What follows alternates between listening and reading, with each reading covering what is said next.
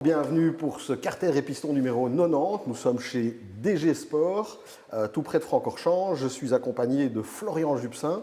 Et donc, nous allons discuter. Aujourd'hui, on va vous présenter des essais, sujets, voyages. Et on va évidemment parler avec Florian de l'actualité de Francorchamps et des nombreux événements qui vont s'y passer cette saison. Mais avant tout, nous allons commencer par le sommaire.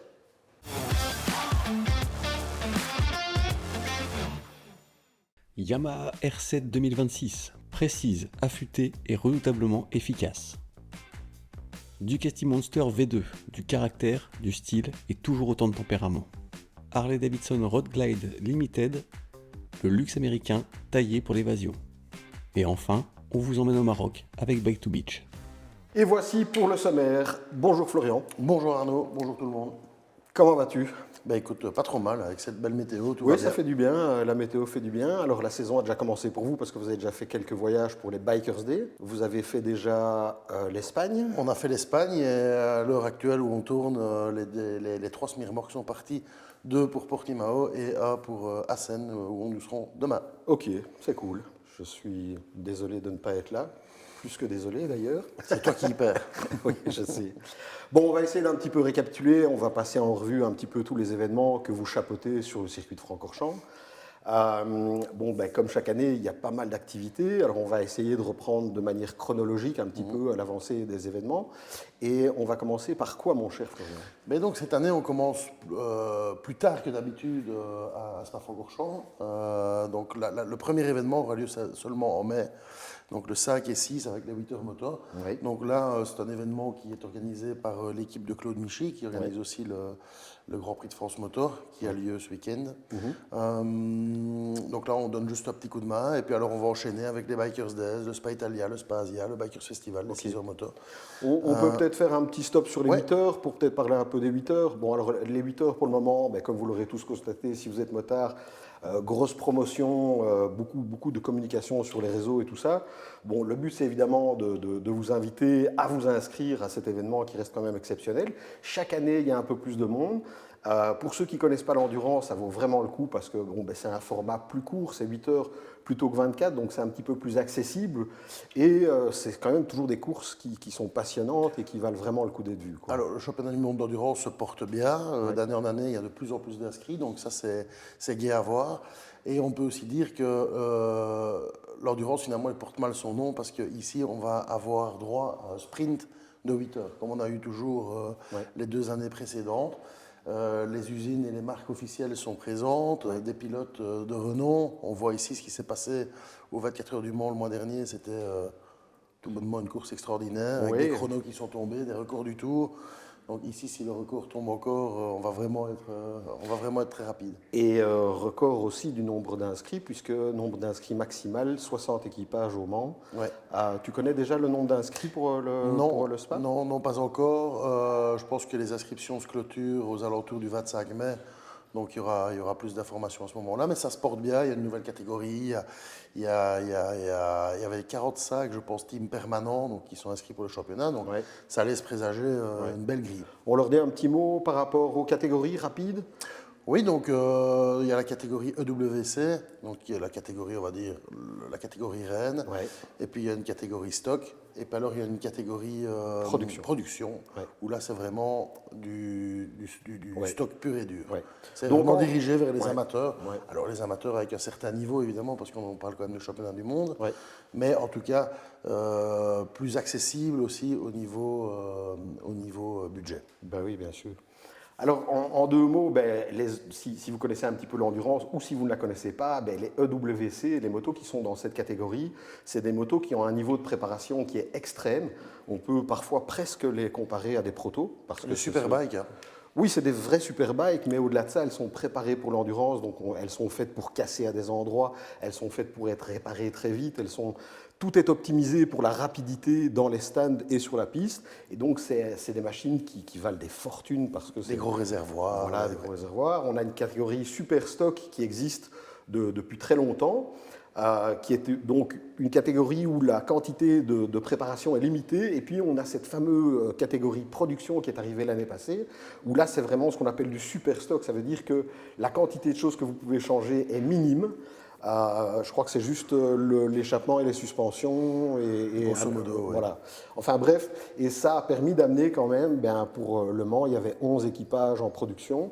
Et donc, c'est vraiment pour ouvrir la porte et évidemment essayer d'inviter ces gens qui font de la production à passer le cap et monter la catégorie.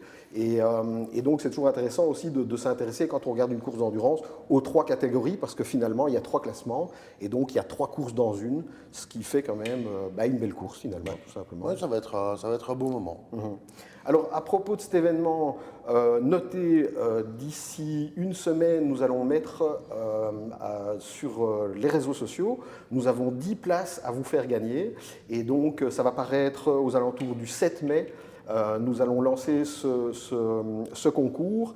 Et d'ici là, n'oubliez pas, si vous avez envie de voir tout ce qui est programme, inscrit, animation, spamoto.com. Bon, les 8 heures, c'est une chose. Bon, là, comme tu l'as dit, vous êtes co-organisateur, enfin, vous donnez un coup de main. Et puis, l'événement qui suit, qui est un événement full DG Sport, on parle duquel ?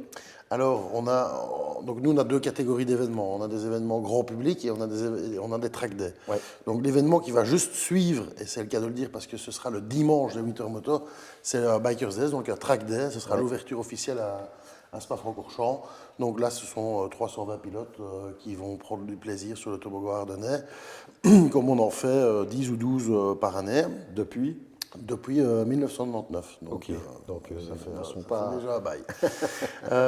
Donc là, on enchaînera. Donc là, c'est aussi un bon combo à faire pour celui qui roule le dimanche, de venir profiter de la course du samedi et d'essayer d'appliquer peut-être ça le dimanche sur la piste soi-même. Donc là, on lancera vraiment l'ouverture officielle des Bikers Days et puis suivra directement le week-end suivant 2 jours de Bikers Days et le lancement de la Biker School, avec qui d'ailleurs on va aussi lancer notre nouveau partenariat qui a été signé avec Yamaha pour plusieurs années.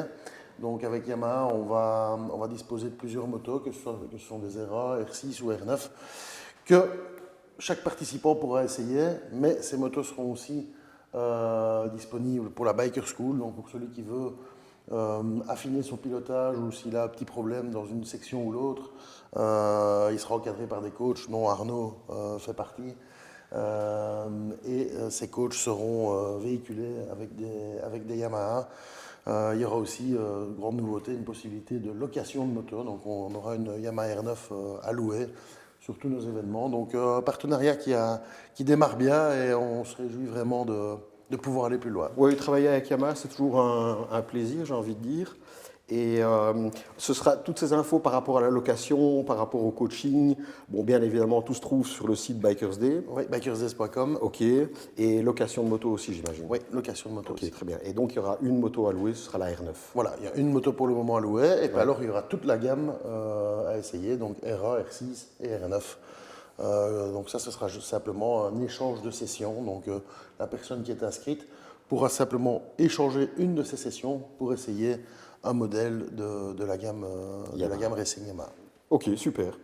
Bon, j'en profite justement qu'on parle de Yamaha pour vous lancer le premier test de l'émission. On parle de la Yamaha R7 que j'ai eu la chance d'essayer au Portugal. Alors c'était une présentation un peu particulière parce qu'en fait on a dormi en Espagne. On a roulé 160 km pour aller jusque sur le circuit d'Ossol, circuit dont j'ignorais l'existence, un petit circuit au Portugal qui était absolument magnifique. Et donc on a essayé cette R7 dans les meilleures conditions et je vous laisse découvrir tout ça tout de suite.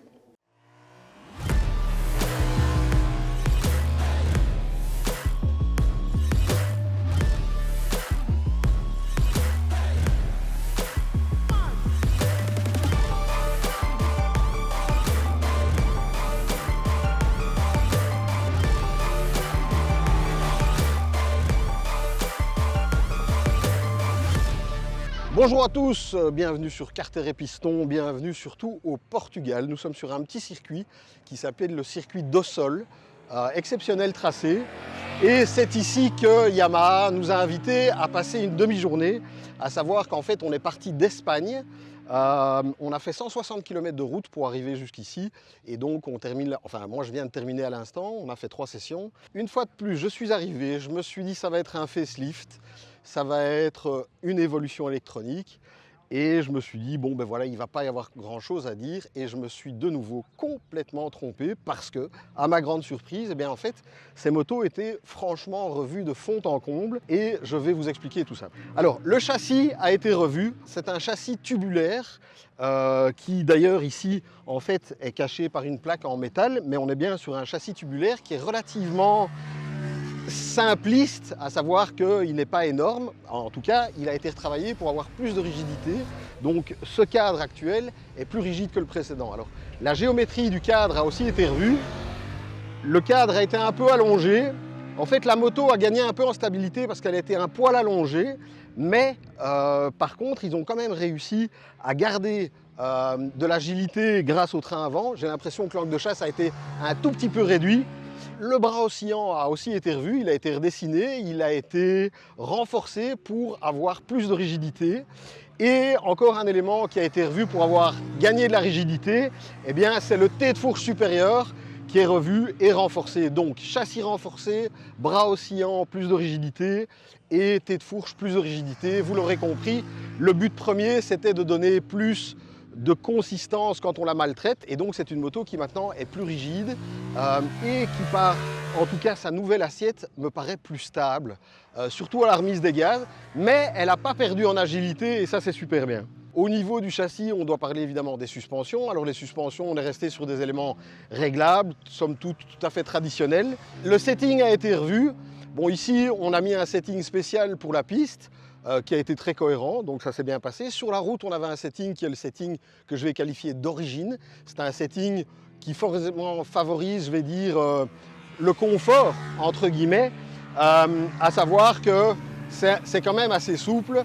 Et alors, de manière quasi générale, on est 60 ou 70% où on a freiné légèrement la vitesse de remontée de la fourche parce que dans les comportements de route, parfois, elle avait tendance à faire des petits mouvements comme ça.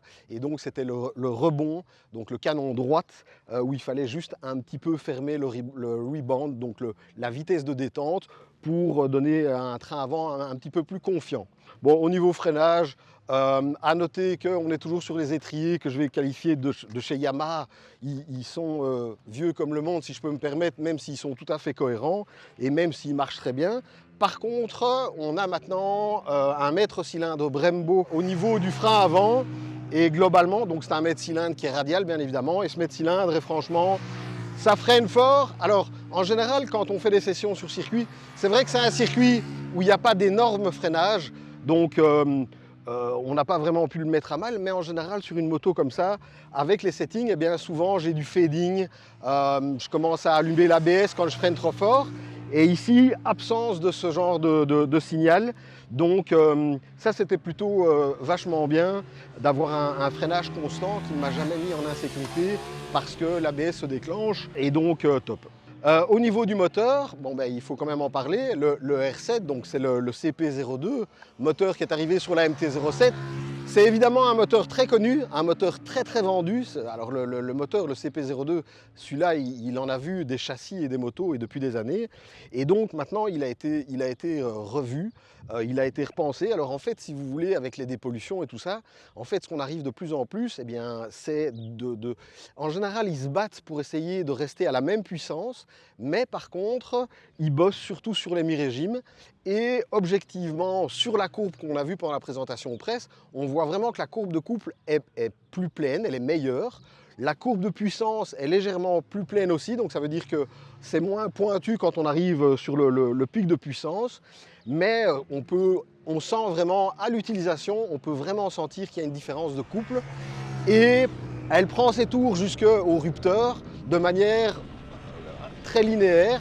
Et ça, c'est plutôt bien aussi parce que la moto, pas de surprise, on peut récupérer, on peut faire des bêtises. Forcément, bon là, nouveau circuit, donc on doit trouver les bons rapports, ce qui n'est pas toujours facile, donc erreur de rapport. Et globalement, ben, le moteur, ce qui est génial, c'est qu'en fait, il permet quand même de rattraper pas mal de conneries du pilote.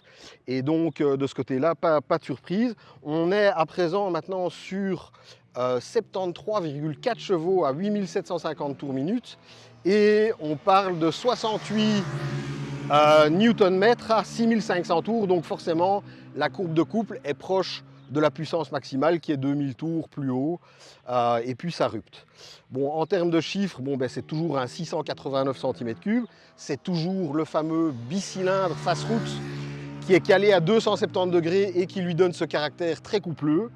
Et ben voilà, j'ai envie de dire qu'au niveau de la fiche technique et des valeurs de puissance et de couple, vous l'avez. Alors, juste pour info, ils annoncent une consommation moyenne aux alentours de 4 à 4,5 litres et ça me paraît tout à fait objectif. Alors, au niveau du réservoir, on est à 14 litres et fait assez intéressant tant qu'on est dans les chiffres, cette moto pèse 189 kg tout plein fait. Et ça, c'est un exploit parce que, comme je dis toujours, arriver avec une moto de moins de 200 kg tout plein fait, c'est déjà chaud. Mais ici, on est en dessous des 190 kg, 189 tout plein fait. Ça se ressent vraiment, c'est vraiment une moto très agile qui s'emmène très facilement. Selon moi, pour un amateur de sportif qui a en fait envie de commencer le circuit, c'est la moto idéale pour commencer le circuit. 70 chevaux, il y a déjà moyen de bien y aller. Et donc, je dirais que vraiment petite moto que je conseillerais vivement pour apprendre le circuit. Un autre aspect, mais vous le savez, de plus en plus important au fur et à mesure des années, c'est l'aéro. Alors cette moto a été retravaillée pour avoir un meilleur aéro. Alors certes, on n'a pas encore d'ailettes et tout ce genre de trucs parce que c'est pas nécessaire, mais il y a quand même moyen de sérieusement améliorer le CX et donc l'aérodynamisme, et donc toute la face avant est passée en soufflerie pour optimiser le flux, et de même au niveau de la coque arrière, puisque bon, maintenant il y a vraiment des grands passages d'air de part et d'autre de la selle passager, et donc ben, c'est censé diriger le flux à l'arrière de la moto, et donc selon Yamaha, on a gagné en vitesse de pointe, tout simplement parce que l'aérodynamique est meilleure.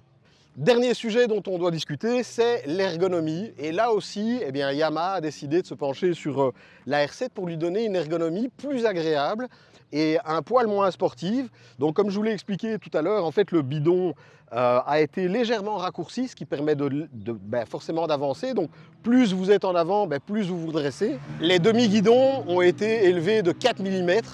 Alors ça peut paraître pas grand-chose, mais l'un dans l'autre, clairement, on sent qu'on est un peu plus en avant. Le guidon est un peu moins bas et c'est vrai que l'ergonomie est pas mal. Alors dire si elle est meilleure, je pense, mais bon, vu qu'on n'a pas pu sauter de l'une à l'autre sur l'ancienne et la nouvelle, c'est difficile à dire, mais sur base des chiffres et des explications, clairement, eh bien, elle est un poil moins sportive.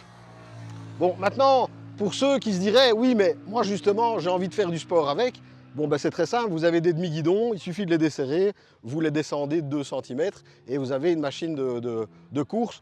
Donc là-bas, c'était surtout pour la route, pour essayer de rendre cette moto un poil plus confortable. La conclusion, c'est que d'abord, c'est très compliqué de faire un speed quand il y a des gens qui roulent à côté de vous. Alors cette moto, elle s'adresse à qui?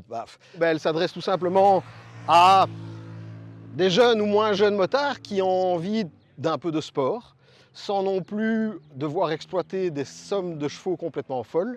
Avec 73 chevaux, je peux vous assurer qu'il y a déjà moyen de se faire vraiment plaisir. Et je pense que c'est une moto qui est à taille humaine en termes de puissance et aussi pour se déplacer sur la route. Et comme je l'ai déjà dit, c'est vraiment une moto exceptionnelle pour apprendre à rouler sur circuit, pour profiter, parce que c'est tellement gai avec ces machines de pouvoir aller sur un petit circuit, aller un petit peu découvrir ce qu'on peut faire. Et puis, il n'y a rien à faire. On est meilleur sur route quand on roule bien sur circuit, sauf qu'il ne faut pas rouler comme sur circuit sur la route. Mais donc voilà, elle s'adresse, je pense, principalement à un public relativement jeune. Et bon, oui, on est dans la famille R de chez Yamaha, donc il y a la R7, bon, il y a aussi la R9, il y a la R1, il y a aussi une R3, donc il y a toute une gamme de motos. Celle-ci, très, très convaincant. Et en tout cas, on s'est bien marré aujourd'hui parce qu'on était avec toute une bande, on était aussi avec les Français. Et donc on s'est un peu tiré la bourre et c'était plutôt assez génial. Météo superbe, circuit magnifique. Et donc on a pris beaucoup de plaisir. Et c'est sur ces mots que je vais vous laisser. Je vous souhaite tous une excellente fin de journée. De toute façon, et comme d'habitude, On se retrouve bientôt et d'ici là, gaffe sur la route.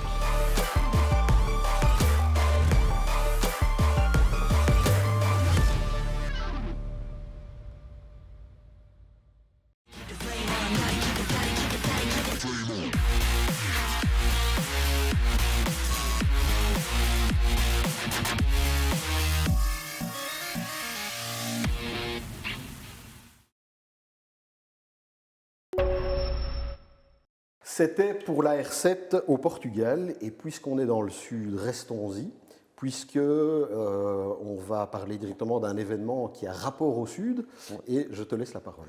Oui, donc dans la foulée des deux événements Bikers Days et Biker School, on se dirige vers le sud avec le Spa Italia. Ouais. Alors le Spa Italia, c'est un grand rassemblement de voitures et motos italiennes, mais pas que, on a aussi toute une série d'exposants, évidemment la gastronomie, on n'oublie pas les enfants, donc c'est vraiment un événement ouvert au grand public qui a envie de se plonger pendant une journée entre belle mécanique et bonne nourriture, Ouais. et toutes les bonnes choses de la vie qu'on peut retrouver en Italie. Ouais. Donc ça, c'est un des événements phares de DG Sport, Ouais. qu'on a repris il y a une dizaine d'années, qu'on a mis à notre sauce et qui ne cesse de grandir. Oui. Donc au cœur du mois de juin, généralement, on est gâté avec la météo Ouais, à ouais. Spa-Francorchamps. Et c'est vrai que c'est un événement assez exceptionnel, parce que la quantité de machines, que ce soit moto ou voiture, est juste hallucinante. Et bien évidemment, qui fait les plus belles voitures et les plus belles motos du monde? C'est les Italiens, il faut bien l'avouer. Bon, ben dans le cadre des Spa Italia, il y a aussi un événement un peu particulier, puisque c'est les 80 ans de Piaggio, ou du Vespa, on va dire. Vespa, oui. Vespa, 80 ans. Ouais, donc là, on tente un rassemblement européen de Vespa, donc on tape sur 400-500 Vespa présentes à Spa-Francorchamps. La Vespa, ça représente, à elle toute seule, ça représente l'Italie. Ouais. Le deux temps, le klaxon, fort coloré. En plus de ça, évidemment, il ne faut pas oublier qu'on est dans l'année centenaire de Ducati. Oui. Donc là, on est en train de monter une expo assez sympa avec Ducati pour célébrer ce centenaire. Et de nouveau, dans le cadre de ce centenaire, le lendemain du Spa Italia, alors, on aura le Ducati Day. Donc c'est un événement, une journée de track day, 100% Ducati. 100% Ducati, oui. Et pour revenir au Vespa, est-ce qu'ils vont faire un tour du circuit ou pas du tout? Oui, donc sous forme de parade. Ouais. Donc on va tous les réunir en même temps. Donc c'est une parade moto où on va scinder vraiment les Vespa et les autres. Ouais. Ouais, ça promet d'être un moment assez Oui, sympa. ça, oui, c'est sûr qu'il y a toujours une super ambiance. Et puis les gens qui se baladent en vieux Vespa en général ont un petit côté sympa qu'on aime beaucoup. Donc le lendemain, c'est les Ducati Days. Oui. À Ducati Days, oui, c'est aussi un événement qu'on fait, enfin que vous organisez depuis de nombreuses années. Donc là, ils vont venir certainement nous voir avec des motos d'essai, toutes sortes de choses. Oui, on n'a pas encore le programme complet, mais Ouais. oui, généralement, Ouais, ça va être une belle c'est journée. vers là que ça se passe. Eh bien, puisqu'on parle Ducati, on va rester chez Ducati parce que je vais vous proposer le deuxième test de cette émission. On parle du Ducati Monster V2. Alors, comme vous le savez, ce fameux moteur V2 qui est apparu l'année passée, eh bien, c'est un moteur qui a pris place maintenant dans le Monster, dans l'Hypermotard, dans la Multistrada, et j'en oublie une. La Desert X. Et la Desert X. Donc, c'est un moteur que moi, personnellement, j'aime beaucoup. Mais je ne vous en dis pas plus, je vous laisse découvrir le sujet.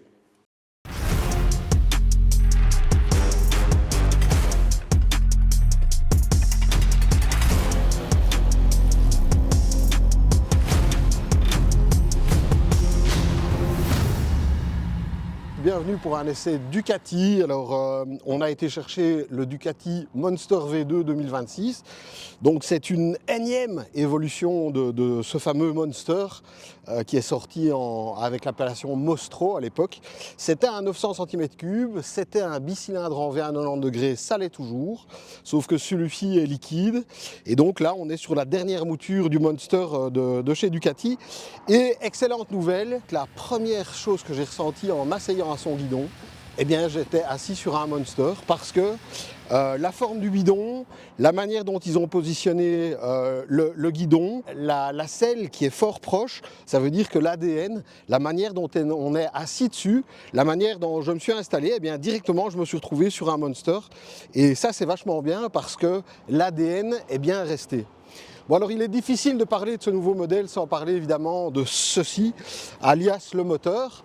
Donc c'est ce fameux nouveau bloc V2 à 90 degrés que Ducati a développé et qu'ils ont installé dans le Monster, l'Hypermotard, la Panigale V2 et la Multistrada V2. Donc on a 4 nouveaux modèles avec une même motorisation. Ce V2 de 890 cm3, en fait, eh bien, sur cette version, enfin en version Monster, eh bien, on parle de 111 chevaux pour 91 Nm de couple, avec le couple qui est un peu plus bas, à savoir que les versions plus sportives comme Hypermotard et la Panigale sont en version 120 chevaux. Ici on est dans une version 111 chevaux avec un poil plus de couple, mais le couple qui vient plus bas. Et donc on a un agrément moteur qui est vraiment... Bon, bah alors, il faut quand même se rappeler que de nos jours, on roule principalement avec des moteurs bicylindres face route. Et donc, ici, on est bien sur ce fameux bicylindre à 90 degrés.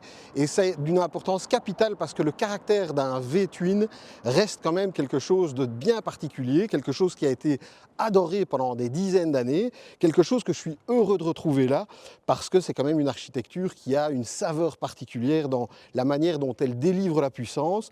Et ici, bon, ben, moi personnellement, je trouve que ce moteur est plein de qualités.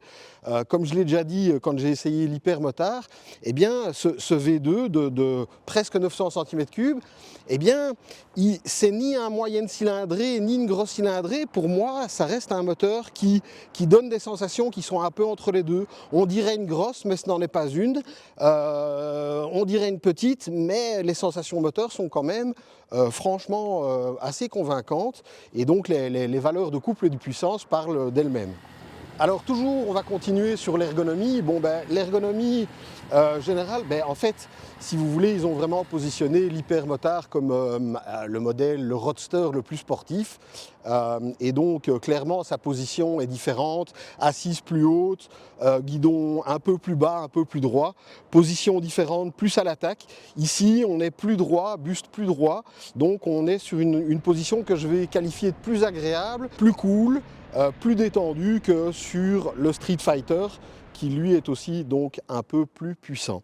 Alors au niveau de l'ergonomie, en fait Ducati, si je peux me permettre, en fait aujourd'hui chez Ducati, le Monster est devenu un petit peu l'entrée de gamme V2, à savoir que c'est le modèle qui coûte le moins cher. Donc on parle bien de 12 590 € de base pour le Ducati Monster V2, qui est déjà globalement super équipé.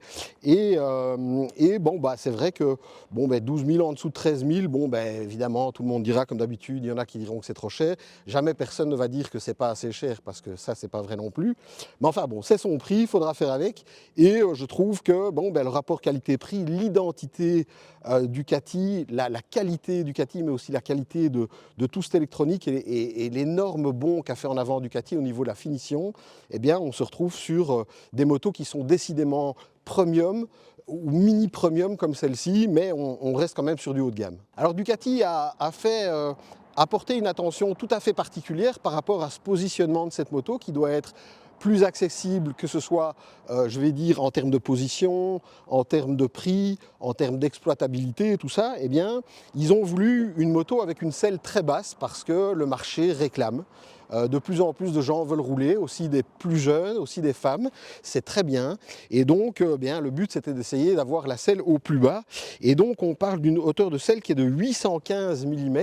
Et ça, c'est pas beaucoup, d'autant plus que ici, la selle est franchement fort fine. On est quand même sur un bicylindre, donc la largeur du bloc moteur est vraiment, enfin, elle est très étroite. Et donc, ils ont pu faire un entrejambe ici très étroit qui fait que de base, on est déjà franchement bas. Alors, parce que ça, tout est noté là, je préfère le moins. Alors, on peut descendre jusqu'à 795 mm avec une selle basse qui existe, qui est tout simplement une option. Et il y a même moyen d'aller jusqu'à 775 mm si vous prenez la selle basse et le kit de suspension basse. Donc là, ça fait vraiment très bas et j'espère que tout le monde y trouvera son compte. Grosse qualité du Monster, encore une, c'est son poids. C'est une moto légère. D'ailleurs, c'était vraiment l'argument numéro 1 quand ils ont sorti ce bloc moteur. C'était de pouvoir arriver à presque 900 cm3 avec un moteur nettement plus petit que le précédent. Ils ont vraiment travaillé vraiment à tout point de vue pour rendre ce bloc le plus léger possible et son son entourage, tous les périphériques. Ça nous donne un poids de 175 kg à sec. C'est pas beaucoup. Alors vous avez 14 litres d'essence et à peu près 3 kg, 3 kg et demi d'huile. Donc le calcul est vite fait. On est toujours en dessous des 200 kg tout plein fait. Et comme je l'ai déjà dit et répété, quand on est en dessous de 200 kg avec une moto, c'est qu'elle est légère. Au niveau de l'amortissement, on est sur quelque chose de très classique, mais néanmoins, on est de nouveau, comme je viens de vous l'expliquer, sur une version d'entrée de gamme chez Ducati. Et donc, on se retrouve avec cette version de la Monster de base, avec des suspensions complètement non réglables. Mais l'expérience du constructeur a fait que, clairement, les réglages sont bons, je vous le confirme. À savoir que, personnellement, j'ai roulé cool, j'ai roulé vite. Il y a eu du virolo, il y a eu du long. Et en aucun moment, j'ai trouvé que les suspensions nécessitaient quoi que ce soit comme ajustement.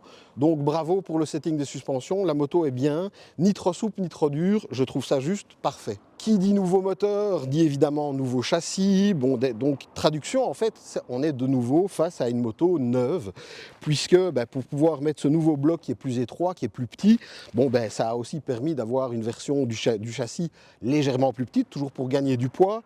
On a repris le fameux bras oscillant, double bras oscillant, qui est très stylé, qui est finalement très beau. C'est un bras oscillant qui est ajouré, il est encore plus beau de l'autre côté. Et donc, c'était pour gagner du poids et de la rigidité. Donc, de nouveau, là, on a rempli le contrat à ce niveau-là. 175 kg à sec, c'est top. Bon, reste évidemment à parler du freinage. Freinage qui dit Ducati, dit Brembo. On est sur des étriers à 4 pistons à l'avant, des étriers moulés gauche-droite de chez Brembo, 4 pistons en fixation radiale, avec une pompe de frein radiale aussi, complètement réglable, toujours de chez Brembo.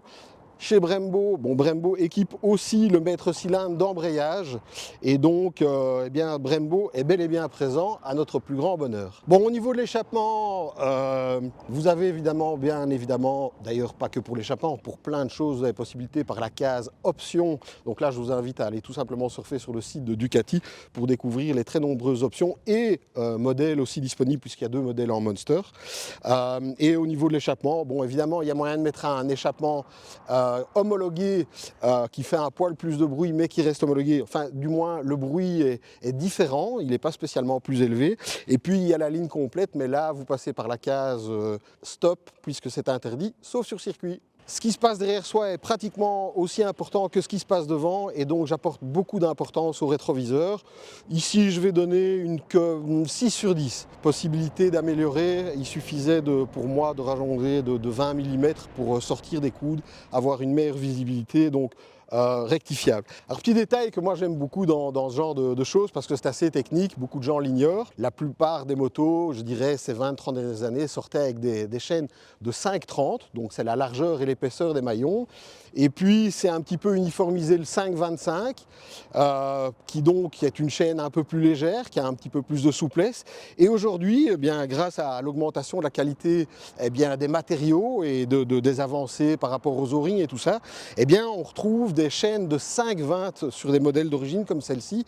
Alors c'est dû à une puissance qui n'est pas démesurée et aussi le fait que en fait ces chaînes maintenant elles tiennent le coup. C'était des chaînes qui étaient principalement réservées à la compétition, qu'il fallait changer évidemment de manière plus régulière. Ici c'est une chaîne permanente et c'est évidemment pour aller chercher le dernier cheval et vous offrir un maximum de performance. Comment parler de Ducati sans vous parler de l'électronique qui est aujourd'hui très stable, je vais dire, chez Ducati parce que la base est tellement bonne. Je pense que c'est un des constructeurs qui a fait le plus d'efforts en électronique ces dernières années et le résultat de la finesse des réglages est assez folle. Et la bonne nouvelle, c'est qu'en fait, ces systèmes ont été développés toujours dans cette idée de plateforme. On essaye de récupérer les mêmes systèmes pour les remettre sur des autres modèles. Alors il y a juste les settings qui sont un petit peu différents dans les motos et dans l'électronique, mais on retrouve les mêmes systèmes. Donc sur ce Monster, on retrouve le package complet électronique habituel chez Ducati avec le traction control. Vous avez le wheelie control qui est dissociable du traction control, ça je trouve ça vachement bien, vous l'aurez remarqué. Vous avez de l'engine brake control, ça c'est franchement super. Moi j'aime beaucoup, surtout sur circuit. Alors ça dépend, ceux qui aiment bien le frein moteur, parce que le frein moteur ça permet aussi de se freiner, ça permet aussi de faire des économies de carburant et de plaquettes si vous l'utilisez bien. Ou bien vous aimez la vitesse d'entrée en virage, vous voulez le minimum de frein moteur, vous en mettez moins et la moto va avoir plus d'inertie, donc elle va moins vous ramener à la corde et il faudra peut-être un petit peu rectifier avec le frein arrière si nécessaire. Bon, toujours au niveau de l'électronique, bon, ben, il y a évidemment de l'ABS, cornering ABS, vous avez tout qui est full LED, l'identité, le phare est nouveau, c'est toujours l'identité Monster New Generation, si on peut le dire, mais il a été redessiné, il est, bon voilà, c'est full électronique. Donc il y a vraiment tout, trop diront certains, bien évidemment, pas assez, c'est pas possible, mais bon, pour ceux qui s'intéressent à ces systèmes et qui font l'effort d'essayer un petit peu moins d'engine brake control, donc qui essayent de mettre un peu plus de traction, enfin voilà, il y a moyen de jouer, toute cette électronique est là. Donc quand vous achetez ces machines, essayez, ça ne vous met pas en risque, mais essayez parce que ces systèmes sont fantastiques à partir du moment où on s'y intéresse et qu'on les utilise un peu. Bon, en guise de conclusion, que dire? Ben, d'abord, de 1, ma première impression quand je suis monté sur la moto, me sentir sur un Monster, top. Ça a été immédiat et ça, j'ai vraiment adoré. Je me suis dit tout de suite, génial, l'identité est là. Bon, à qui elle s'adresse? Bon, bah, beaucoup de monde. Bon, bah, comme je l'ai dit tout à l'heure, par rapport à une hauteur de selle et même, je dirais, par rapport à un certain gabarit de pilote, on n'est pas sur une moto pour les grands. Ça me paraît assez évident. Ben, en fait, au niveau des performances moteurs, moi, je les trouve vraiment excellentes. À partir du moment où on a plus de 100 chevaux, ben, il y a déjà moyen vraiment de faire. Et donc, ici, on en a plus. Comme vous le savez, ce moteur peut même aller jusqu'à 120 chevaux. Alors, on dirait que, selon mes sources, ce moteur va arriver, d'ailleurs le châssis Panigale va arriver en World Super Sport, et là on devrait quand même sortir aux alentours des 150 chevaux de ce moteur en version course, et donc ce moteur, même s'il est décrié par certains, je le trouve vraiment chouette, et donc on prend beaucoup de plaisir, ce V2 est réussi, quoi qu'on en dise.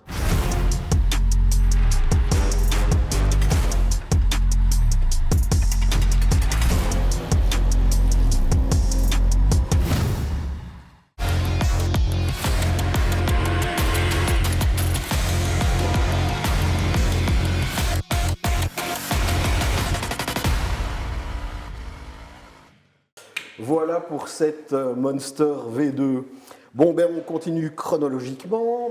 Et sérieusement. Et sérieusement, bien évidemment. Donc, on passe à l'événement qui suit, c'est le Spa Asia. Donc, Spa Asia. Spa Asia, ça paraissait logique dans la continuité du Spa Italia. Donc là, au lieu de fêter toutes les marques italiennes, on va fêter plutôt les marques asiatiques. Ouais. À la base, l'idée c'était de faire un copier-coller de l'événement, et au final, on n'est plus du tout dans ce schéma-là. Non. On s'adresse à un autre public, à d'autres types de voitures. Oui, c'est complètement différent. Donc c'est un événement qui est encore jeune, qui a seulement 4 ans. Ouais. Ce sera la 5e édition cette année, mais c'est un événement qui monte, Ouais. et auquel il faut vraiment s'intéresser parce que c'est encore une ambiance tout à fait sympathique. Oui, et d'autant plus qu'on peut évidemment se rappeler que d'Asie viennent de nombreuses marques, et même de plus en plus.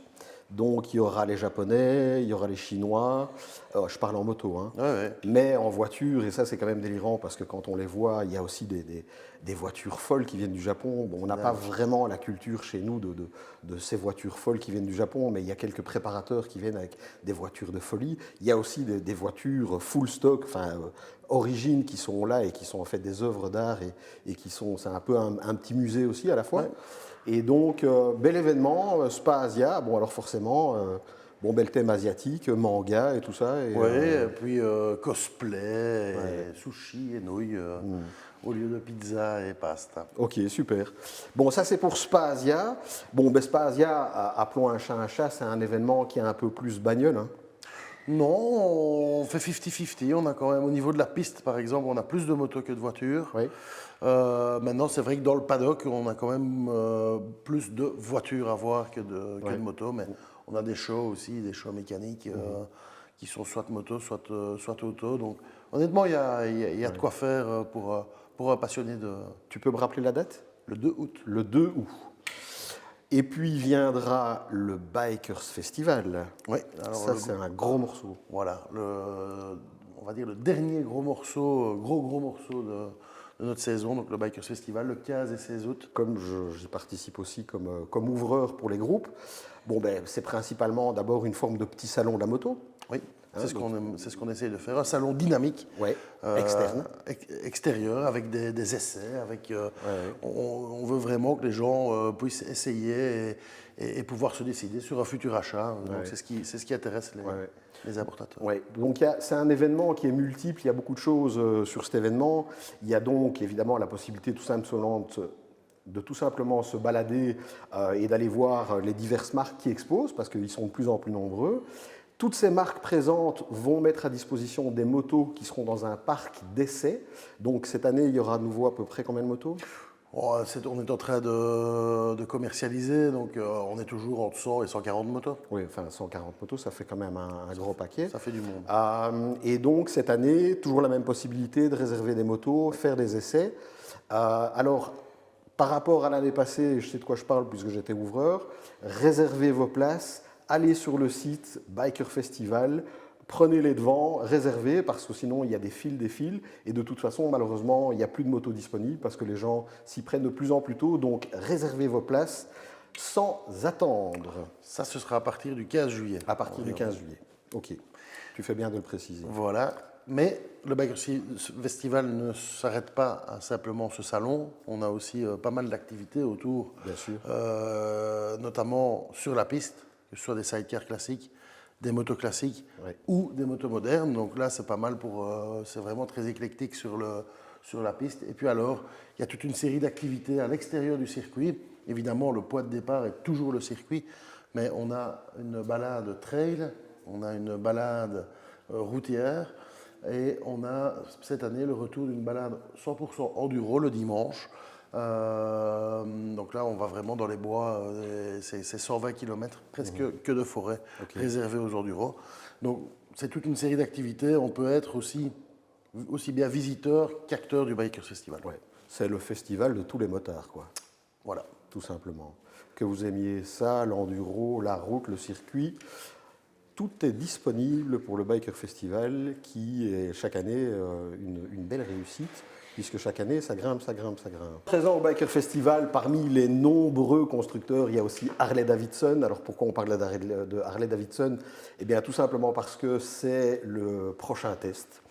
On parle de la Harley-Davidson Road Glide Limited que j'ai essayé justement dans la région de Liège. Une moto assez particulière. Alors déjà, son nom Limited en dit long sur, je vais dire, la vocation de cette moto, mais je vous laisse découvrir ce sujet tout de suite.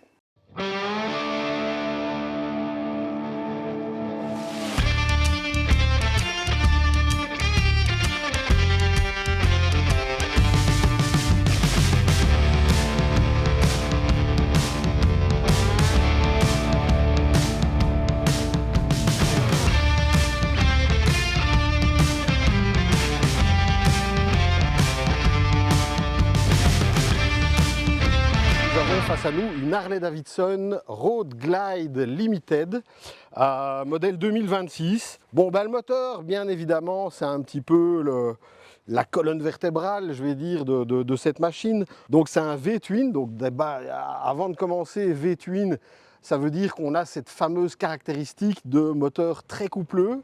Alors là, très coupleux, on n'est qu'au début parce que la cylindrée, donc c'est 117 inches. Et donc, ça nous amène quand même à 1923 cm3. Donc, dites-vous que chacun des cylindres fait 1 litre de cylindrée, pour vous donner une petite idée. Alors, puissance de la moto, c'est assez anecdotique. On parle de 107 chevaux. C'est déjà pour moi suffisant de base, parce que je dis toujours avec 100 chevaux, j'ai assez. Mais bon, ici, il faut rappeler que la bébête, elle pèse quand même plus de 400 kg tout plein fait. On est aux alentours de 420-430 tout plein fait. Et donc, oui, du couple, il en faut. Et le couple, on parle de 175 Nm de couple. Mais alors là, on va être clair, c'est quasiment permanent. Alors, vous l'allumez, vous démarrez. Elle prend 1000 tours minute et à 1000 tours minute, j'ai envie de dire, vous avez déjà 80% du couple. À 5500 tours, le moteur s'essouffle. Il n'y a pas d'allonge, c'est pas prévu. En fait, c'est un bicylindre à longue course, ce qui donne vraiment ce côté Harley, le pom-pom-pom, le potato-potato, comme ils disent aux États-Unis. Donc, vraiment, le charme de ce moteur, eh bien, c'est vraiment dans sa cylindrée. Mais au-delà de la cylindrée, ce qui est vraiment charmant avec cette architecture moteur, c'est aussi que c'est d'une grande souplesse. Alors, certes, les rapports sont relativement courts, puisqu'il y a peu d'allonge, mais le couple déborde partout. Et c'est vraiment un régal d'utiliser.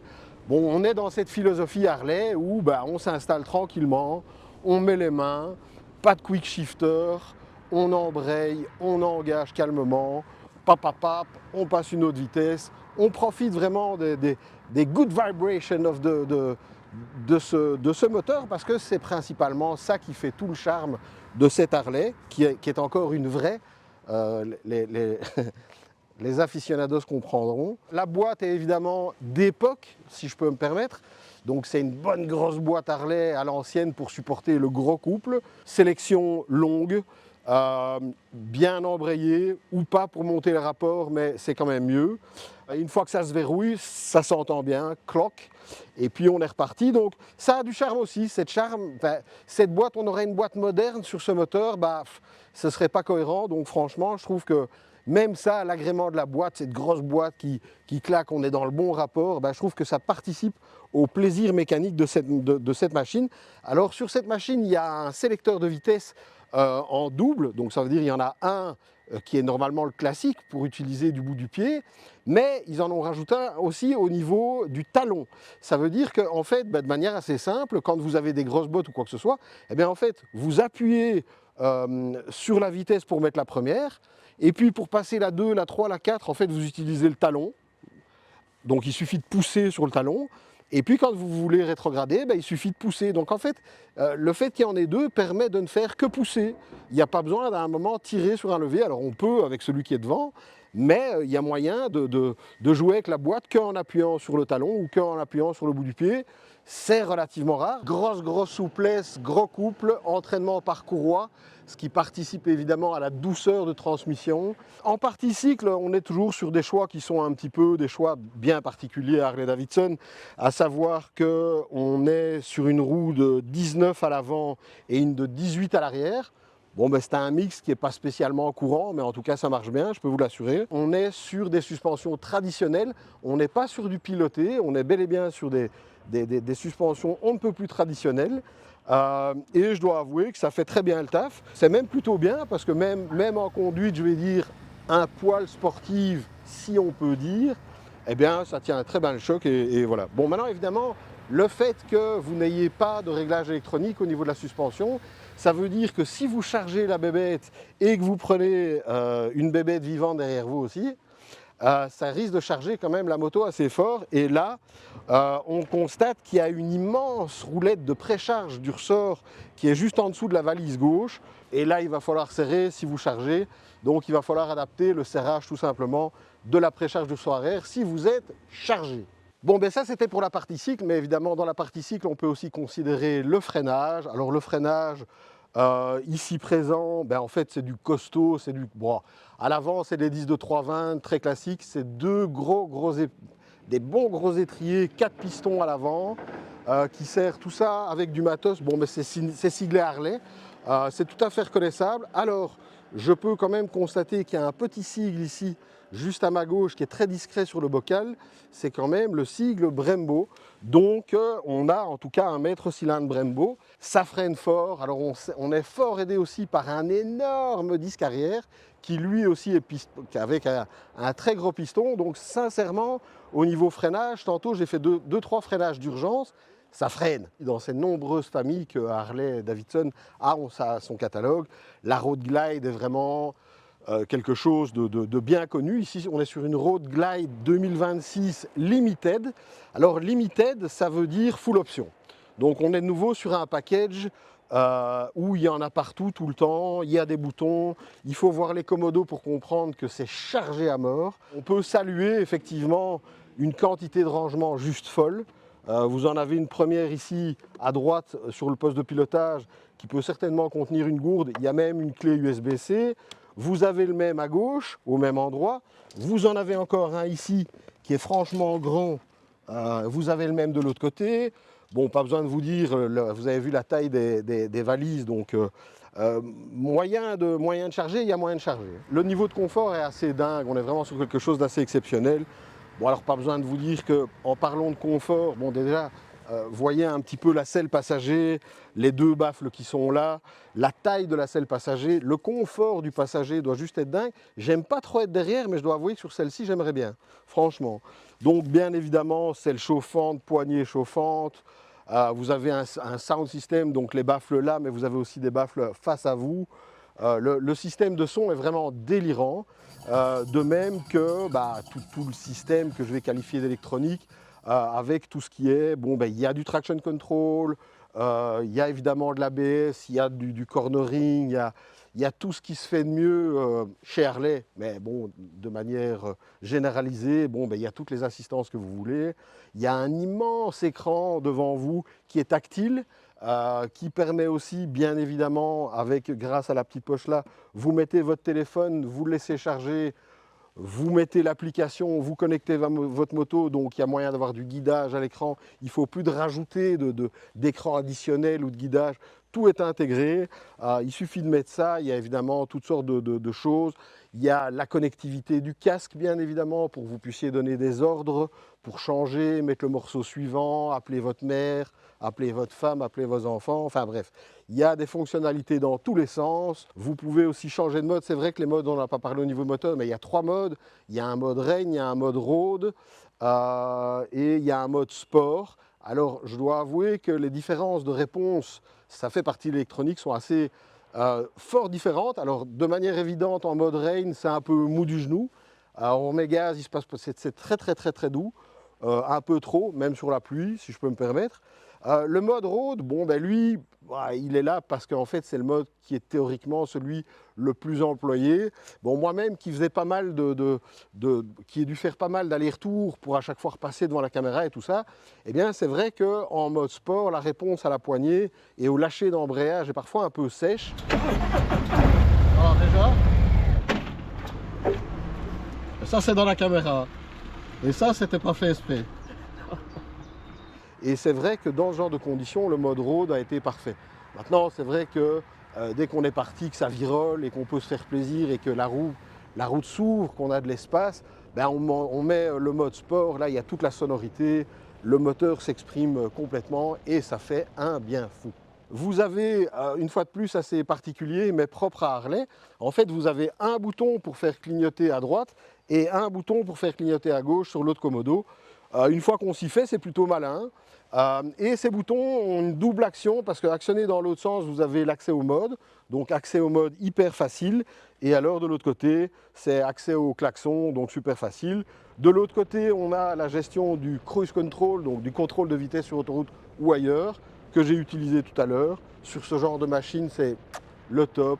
80 km/h, cruise control, tranquille, un peu de musique, il n'y a pas besoin d'aller vite. On se fait plaisir et donc pas mal. J'en parle toujours. Le positionnement des rétros est top parce que, vu la hauteur des bras, deuxième truc qui est top, c'est qu'il n'y a pas besoin de déodorant. Hein, vous êtes comme ça toute la journée, donc ça c'est top. Et puis, comme vous êtes haut, vous avez les rétroviseurs qui sont placés vraiment super bien, donc vision exceptionnelle. Alors comme vous l'aurez remarqué, il y a ici un petit pare-brise qui est typique du modèle. Et alors il y a même un déflecteur intégré ici en dessous, donc qui permet d'accentuer ou de diminuer le flux d'air en dessous de la bulle pour réguler un petit peu tout ce qui est turbulence au niveau du casque. Donc ça, je dois noter que c'est des petits détails qui font plaisir. Alors, à noter aussi par rapport à la protection, déjà pas besoin de vous dire que vu la face avant, on est protégé, mais Harley pense encore à votre protection parce qu'il y a même des déflecteurs latéraux qui sont réglables. Donc vous pouvez ou bien, dans cette position, en fait, il guide de l'air frais vers ici, vers l'entrejambe, ce qui peut être bien si vous êtes en ville et que vous voulez amener de l'air pour évacuer l'air chaud. Et par contre, vous avez la position comme ça qui, elle, donc, qui vous donne de la protection supplémentaire. Donc, au niveau protection, absolument rien à dire. Et je n'ai absolument pas ressenti le besoin d'avoir une bulle plus haute ou réglable. Alors, on ne peut pas passer à côté d'une moto pareille sans parler de son look qui, pour une Harley Davidson Road Glide, on est sur une Road Glide, donc forcément, on la connaît. Ça fait 20 ans, ça fait 30 ans qu'on la connaît. Alors certes, ça évolue, certes, les lignes se tirent un peu, ça se modernise à tout point de vue. Je trouve que les coloris sont un petit peu... Bon, moi, j'aime bien. Ça change, ça fait du bien, des nouvelles couleurs. Donc ça, de ce côté-là, Harley fait des belles choses. Le reste, qui est full black, ça donne un style viril qui est quand même pas mal du tout. C'est vrai que c'est une belle moto. Alors, il y a des gens qui bavent devant ce genre de moto, et je comprends, chacun ses goûts. Bon, j'en suis pas là, mais il faut rappeler que c'est quand même beau. Et puis surtout, ben, c'est une machine à plaisir à tout moment. Alors, c'est pas vraiment fait pour aller chercher son petit pain, quoique on peut, mais on voit quand même pas mal de gens qui roulent avec ces machines presque au quotidien. Et c'est vrai qu'une fois qu'on est assis dessus, bah, on est tellement bien sur ces motos, la souplesse est tellement au rendez-vous qu'on n'a plus envie de la quitter. Et il y a vraiment un gros plaisir de sensation sur cette moto. Et c'est ça qui fait que beaucoup déjà l'ont acheté. Et beaucoup vont encore l'acheter parce qu'ils l'adorent. L'adorer, c'est bien, l'avoir, c'est autre chose. Il faut évidemment la payer. Et ce petit morceau de métal, de tissu, de plastique et de plein de belles choses se négocie quand même 35 995 € avec, bien évidemment, des possibilités d'options. Et donc à la concession, quand ils me l'ont donné, ils m'ont quand même parlé de packs et d'options. Et si j'ai bien compris, il y a quand même encore moyen de faire grimper l'addition de 10 000 €. Bon, alors je vais rester prudent avec ce genre d'infos parce que la vérité, c'est que je pense que comme elle est livrée, comme contrairement à certaines marques, il n'y a pas des packs complets. Voilà. C'est une Harley, donc on sait tous que les gens qui ont des Harley souvent tapent dans le catalogue de pièces aftermarket parce qu'il y a tellement de choses, il y a moyen de tellement personnaliser ces motos que la plupart du temps les gens le font. Et je trouve que le package de base est tout à fait abouti. Et voilà, donc je reste prudent par rapport au prix. On est déjà sur 35 995, alias 40 patates. Donc il y en a déjà assez.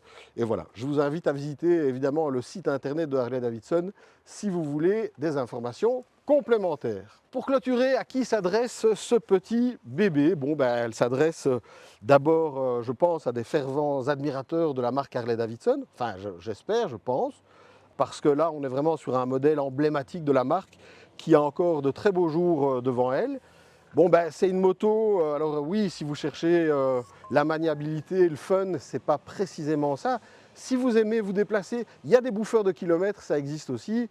Bon, oui, c'est une moto, c'est une mangeuse de kilomètres, sans avoir besoin de l'aspect sportif. C'est vraiment une moto de balade, ça convient à plein de monde, ça convient à de plus en plus de monde, et c'est mieux comme ça, vu l'état de la circulation. Et donc, moi-même, je prends de plus de place. À chaque fois que je remonte sur une Harley, je me dis c'est quand même vachement sympa.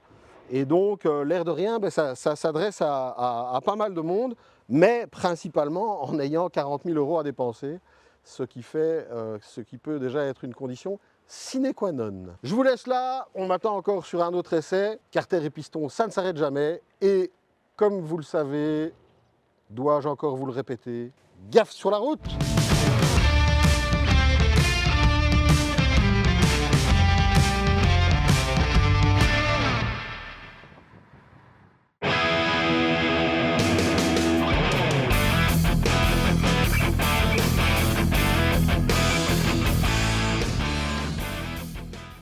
Elle a l'air sympa cette road glide. Écoute, objectivement, c'était pas trop mon kiff à la base, mais je dois avouer qu'on prend beaucoup de plaisir au guidon de ces motos. Et le poids ne se fait pas trop ressentir. Et puis surtout, ce qui a fort évolué, je trouve, c'est le freinage. J'avais eu un peu la même réaction. J'avais jamais eu l'occasion d'essayer des Harley-Davidson. Et puis mon meilleur ami Renaud Lacroix se retrouve vendeur chez Harley. Il me dit, il faut vraiment que tu essayes une fois. Et je dis, ok, je veux bien, mais moi je veux une grosse avec de la musique. Et donc c'est pour ça qu'on avait essayé la Road Glide. Et j'avais vraiment et d'autres modèles. Et c'est vraiment... c'est tellement différent des autres motos que je trouve ça C'est une autre extraordinaire. planète, c'est un autre univers, c'est vraiment c'est un univers qui est fantastique d'ailleurs. Moi je commence à prendre du plaisir à découvrir cette gamme de plus en plus et c'est vrai que je trouve qu'il y a vraiment, et je trouve même que le concept par rapport à l'évolution de la circulation de nos jours et tout ça me paraît un peu plus sécu, On vieillit aussi malheureusement, donc on s'habitue, on aime bien un peu plus se balader, confort. Voilà. Et clairement, ça fait partie du truc. Le ressenti que j'avais eu, c'était on ne roule pas à moto, on roule en Harley. Ouais. Bah, c'est pour ça qu'il y a autant d'aficionados et de passionnés d'Harley, et on peut les comprendre. Voilà. Bon, on revient pour la dernière activité de l'année, c'est les 6 heures de Spa. Oui. Course qui existe depuis maintenant certainement 15-20 ans. J'ai arrêté de compter. Oui, moi aussi. Et donc, bon, ben, ça c'est vraiment la course belge de l'année. Qu'as-tu à nous dire à ce sujet? Ouais, j'ai pas grand-chose à dire, il n'y a pas grande nouveauté. Donc ça reste évidemment la course de l'année pour les pilotes amateurs belges et étrangers, parce qu'on a de plus en plus, de plus en plus d'étrangers à cette course. C'est une course qui fait sold out chaque année, donc c'est 72 équipages. Je pense qu'il reste une place là maintenant. Oui. Donc elle sera de nouveau complète. C'est une journée pleine d'adrénaline qui nous plaît bien, Ouais. avec 2 jours d'essai avant. C'est un week-end qui est très intéressant et où finalement chacun de nos clients au Bikers Days, parce que c'est de là que c'est parti à la base, hein. Ouais. C'était voilà, comme toi, les clients Bikers Days qui avaient envie de s'essayer à la course. Et à ce moment-là, il n'y avait pas vraiment des courses amateurs. C'est comme ça qu'on a lancé les 6 heures, les 8 heures, et puis le BMEC. Il y a eu toute une série de choses. Et c'est un petit peu le point d'orgue de la saison de nos clients au Bikers Days avec qui on passe tant de temps et qu'on apprécie. La date? Le 13 septembre. Le 13 septembre, c'est un dimanche? C'est un dimanche, comme C'est un toujours, ouais. dimanche. C'est un dimanche. Bon, mais les 6 heures de Spa, c'est vrai que l'avantage de venir voir les 6 heures de Spa, ben, d'abord on voit souvent des gens qu'on connaît si on est un peu dans le monde de la moto, mais les accès au paddock et tout ça, c'est beaucoup moins restrictif qu'aux 8 heures. Donc on peut être plus proche des pilotes, plus proche des teams, plus proche des box. Donc c'est quand même un événement qui, pour les gens qui ont envie de voir d'un peu plus près ce que donne la compétition, c'est peut-être un peu plus abordable que les 8 heures, mais qui sont quand même limitées parce que pour des raisons de sécurité évidentes. Mais les 6 heures de Spa, ça reste une très très belle course. Et donc, oui, ça reste aussi un très beau spectacle. Et puis pour venir voir ça et un peu découvrir ce monde, c'est le moment idéal. Voilà, donc rendez-vous le 13 septembre. Rendez-vous le 13 septembre. Bon, on a terminé, c'est les 6 heures de Spa. Qu'est-ce que tu as peut-être de supplémentaire à nous annoncer? Alors, après les 6 heures, donc les événements grand public à Francorchamps seront terminés. D'ailleurs, c'est les 6 heures qui marquent la fin de notre saison à Francorchamps. Oui. Parce qu'après, on rentre en octobre et il fait un petit peu froid pour y poser les roues. On enchaînera alors, on va se diriger plus vers le sud. Donc, il restera Valence et Gérèse en Bikers Days. Donc Gérèse où on va pour cette année en plein mois de décembre. Ouais. Donc là vraiment chercher le soleil Ouais. et les derniers frissons avant les fêtes. Et la bonne nouvelle par rapport à ça, c'est que je sais de quoi je parle. En fait, ça peut paraître risqué d'aller à Gérèse en plein mois de décembre. Eh bien, pas tant que ça, parce qu'en fait, ça fait quand même maintenant quelques années que je fais des essais, des présentations de presse à l'international. Et eh bien, c'est toujours à la fin de l'année, entre le 15 novembre et le 15 décembre. On part dans le sud de l'Espagne et je dois avouer qu'en 10 ans, j'ai dû avoir une journée de pluie. Donc la météo fin décembre de ce côté-là de l'Europe, c'est quand même encore une météo qui est top. Et alors pour ceux qui n'ont jamais roulé à Gérèse, c'est un petit peu mythique. Enfin, moi personnellement, à chaque fois que j'y mets les roues, j'ai l'impression de toucher un peu au MotoGP. Ça reste quand même un des circuits qui est un des circuits préférés pour les essais des équipes. Et le tracé est particulier, c'est une région absolument magnifique. Et donc pour ceux qui ne connaissent pas, Gérèse, ne l'oubliez pas. Sur ce, bien, je vous propose de passer aux actus qui sont compilées comme chaque mois par notre ami Alex. Et donc, on se retrouve juste après. Je vais te laisser ici, mon cher Florian. Merci Arnaud. Je te remercie. On se voit très bientôt à Franco. Dans un mois. Et que tout aille bien d'ici là. Merci beaucoup.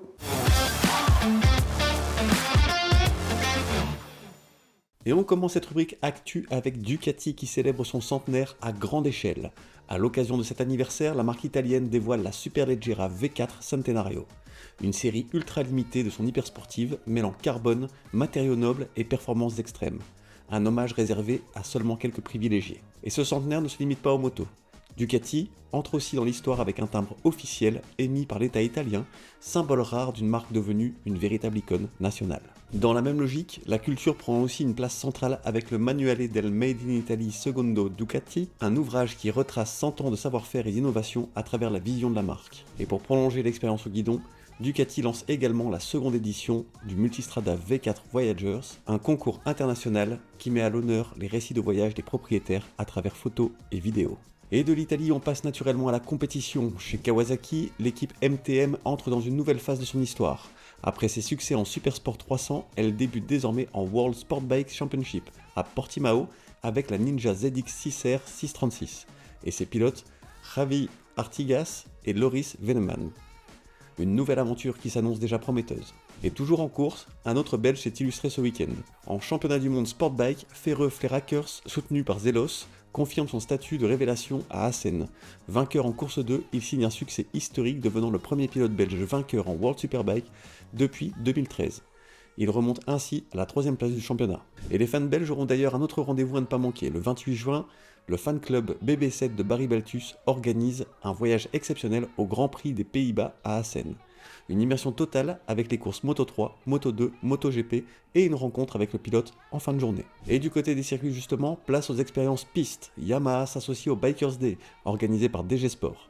Dès 2026, les participants pourront profiter d'expériences exclusives sur piste avec location de modèles sportifs et immersion dans l'ADN racing de la marque. On quitte ensuite la compétition pour retrouver l'univers des marques. Chez Harley-Davidson, place à une nouvelle ère avec le lancement de Ride. Plus qu'un slogan, c'est un repositionnement marketing pensé pour relancer l'image de la firme américaine.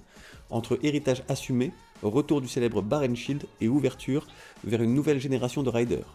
Reste maintenant à voir si le message séduira autant la route que les puristes. Et dans le même esprit lifestyle, Harley s'associe à Dickies pour une collection capsule Workwear, une rencontre entre deux icônes américaines, entre style robuste, atelier et esprit biker.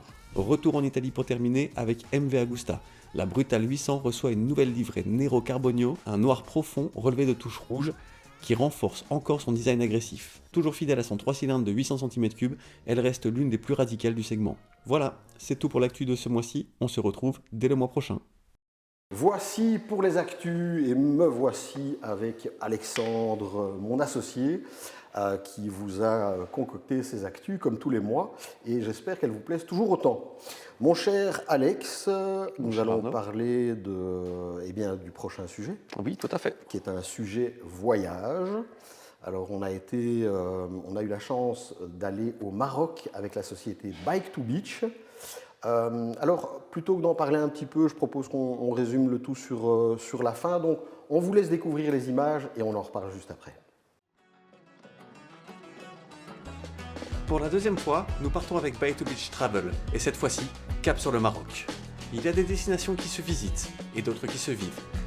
Le Maroc fait clairement partie de celles qu'on ressent à chaque kilomètre. Du bord de mer aux montagnes de l'Atlas, en passant par les dunes du désert, voici la carte postale que nous allons vous dresser. Partis quelques jours avant nous, depuis la Belgique, les motos sont déjà sur place. Pour Anne et Cédric, les organisateurs, l'aventure a commencé bien avant notre arrivée. Et la soirée s'annonce encore très longue. Voilà, le véritable parcours, le véritable voyage commence que demain.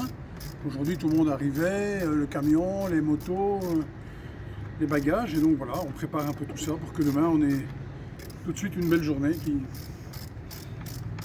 commence. Ah ben écoute, je suis Cédric Laurent, j'ai 67 ans. Je suis le patron de Bike to Beach, le fondateur depuis 2000 à peu près, 2006 à peu près. Et je suis un fan de moto, mais pas tellement de la machine, je suis un fan de la conduite et du pilotage, j'adore ça. Et moi c'est Anne, je suis la compagne de Cédric, donc le responsable de ce voyage avec Anthony. Et donc moi mon rôle c'est, je suis un peu le camion balai. Ce qui veut dire que le matin, on charge les bagages dans ma camionnette et que le soir, je décharge les bagages à l'hôtel où on va arriver. Je suis là aussi en cas de panne. Je suis là aussi en cas de... je sais pas, il pourrait arriver quelque chose. Et donc voilà, je suis un peu, comme on pourrait dire, le camion balai. Les présentations sont faites. Petit déjeuner expédié, l'impatience grimpe. Mais avant de prendre la route, un dernier petit briefing s'impose. On laisse rapidement Marrakech derrière nous pour rejoindre les premières pistes d'Agafé. Une entrée en matière facile et roulante, parfaite pour lancer la semaine. Le terrain parfait aussi pour découvrir 2 motos dans leur élément. La CF Moto 450 NT Rally et la Royal Enfield 450 Himalayan Rally réunies ici pour un comparatif grandeur nature.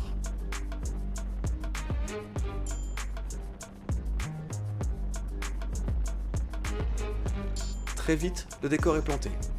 La route se partage, parfois avec des standards bien différents des nôtres. On traverse des villages, on prend de la hauteur, on flirte avec la classe, puis on redescend vers la vallée. Je m'appelle Anthony, je suis le responsable et le fondateur de la société V8 Events. Le partenariat avec Bike to Beach, c'est la 5e année maintenant que nous le faisons. Nous en faisons entre 1 et 2 voyages par an. Partenariat dont je suis vraiment ravi. On a chacun son rôle dans ce partenariat.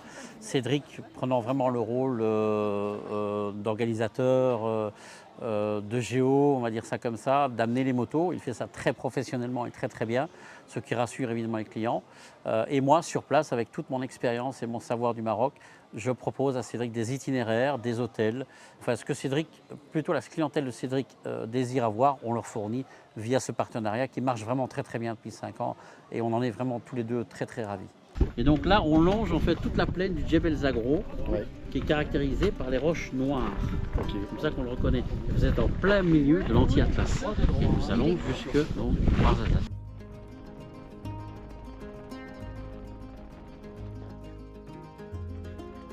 Premier souci mécanique pour certains, mais l'assistance veille. L'entrée s'organise et la route continue.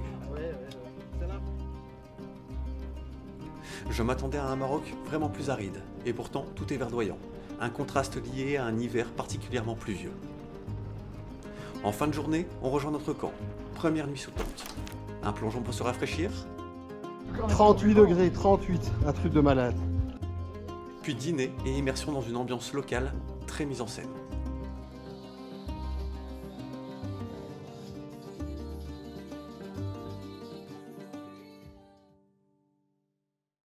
« 265 km au programme, direction Essaouira. Le jour se lève sur des collines verdoyantes, baignées d'une lumière douce et silencieuse. Petit à petit, les routes s'ouvrent, deviennent plus libres et presque infinies.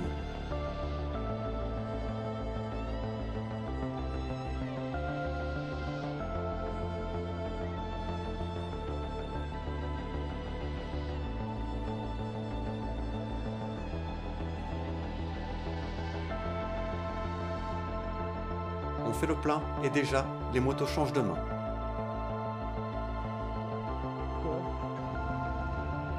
Et c'est reparti.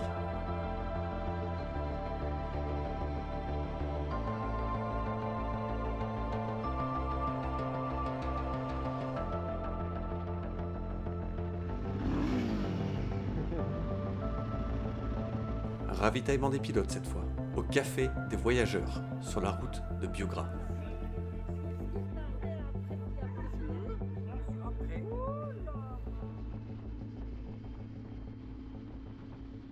La route nous emmène doucement vers l'océan. Arrivé à Essaouira, l'ancienne Mogador, ville portuaire ouverte sur l'Atlantique, et façonnée par des siècles d'échanges entre cultures. Dans la Médina, classée au patrimoine mondial, on déambule entre ruelles blanches et bleues, ateliers d'artisans et portes chargées d'histoire. Une visite guidée au cœur d'un savoir-faire transmis depuis des générations, entre traditions marocaines et influences venues de la mer.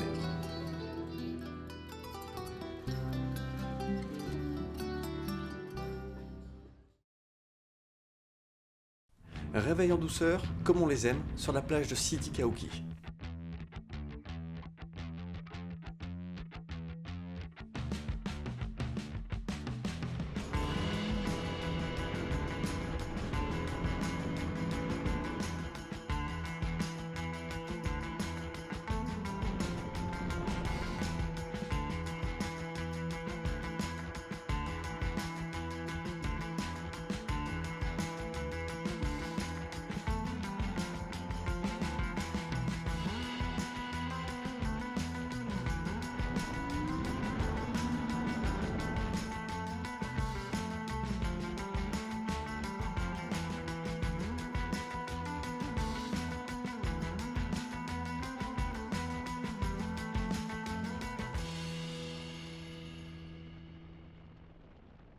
Cap ensuite sur le barrage de Moulay Abdellah, rempli à 100% après des pluies particulièrement abondantes.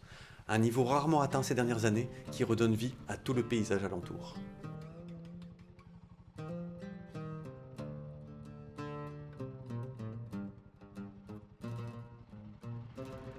Et là, pause inattendue. Pique-nique improvisé face à l'eau. Ça va? Ok.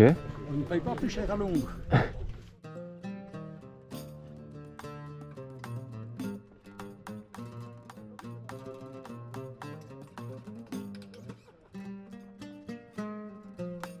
Mais tu ne peux pas faire ça pour 3 motos. Tu déplaces un traiteur qui vient avec des chaises, des tables, non. Mais quand tu as on était une 30 personnes à peu près, avec 30 personnes avec un petit budget, mais tu peux payer un artisan pour s'installer avec sa camionnette. Il arrive dans un décor particulier, il nous a installé, c'était le cas hier, un magnifique pique-nique. On s'est vraiment fait plaisir au bord d'un lac, voilà.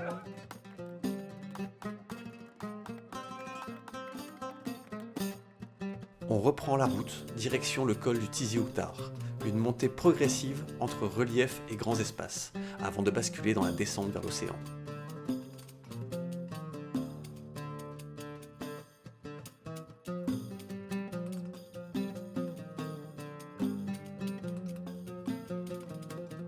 La moto, c'est la liberté. Et donc, il faut absolument éviter que on roule en convoi, qu'on ait trop d'astreintes sur les horaires, etc. Tu peux être dans une période où tu as envie d'être un peu tranquille, seul, dans la nature, donc voilà, ça fonctionne. Retrouver quelques amis, le faire en groupe, très bien, ça fonctionne pour nous aussi. Et donc vraiment, c'est ça les deux motifs. Des bonnes conditions pour rouler et respecter cette notion de liberté qui est, je pense, attachée directement à la moto. Les participants à nos voyages, on a effectivement de très bons pilotes, comme on a des pilotes très moyens. On a des très bonnes machines et on a des machines moyennes. Ce n'est pas très important.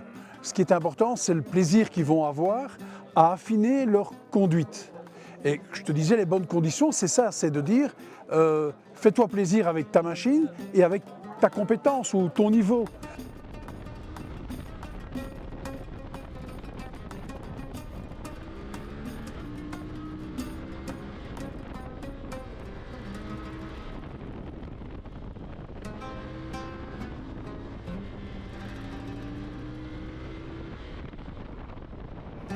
Peu à peu, l'Atlas s'efface et laisse place à Tagazout, au lieu du surf marocain où la montagne rencontre l'Atlantique.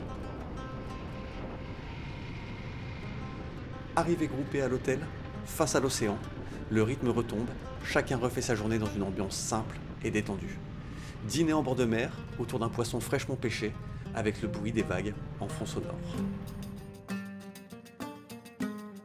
Moi, je suis Ivan Ostin, j'ai 62 ans encore, je vais avoir 63 ans cette année. Je roule avec un GS Adventure. Bonjour, je m'appelle Thomas Ostin, je suis le fils de mon père, bien évidemment. J'ai 36 ans et je roule en GS 1200. On est naturellement plusieurs copains et aujourd'hui ou cette semaine, on a demandé, bon, le budget, ça représente quoi? Parce que bon, nous, on laisse faire et on dit, voilà, combien on doit payer. Notre ami qui fait toutes les organisations, il dit, mais en fait, à quelques centaines d'euros près, c'est égal. Mais je dis, bah alors, il ne faut plus hésiter, les gars.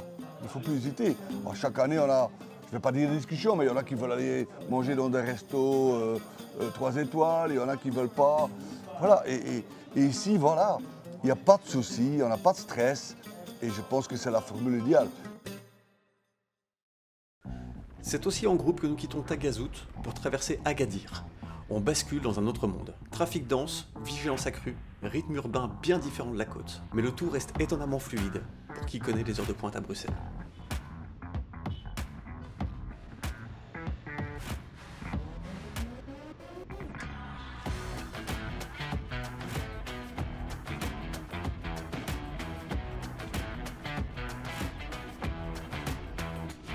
Dernier arrêt avant de quitter la côte. Nettoyage des motos, plein d'essence et quelques vérifications mécaniques. Un passage nécessaire avant de prendre la direction de la vallée des Arganiers, plus connue sous le nom de la vallée du Sousse.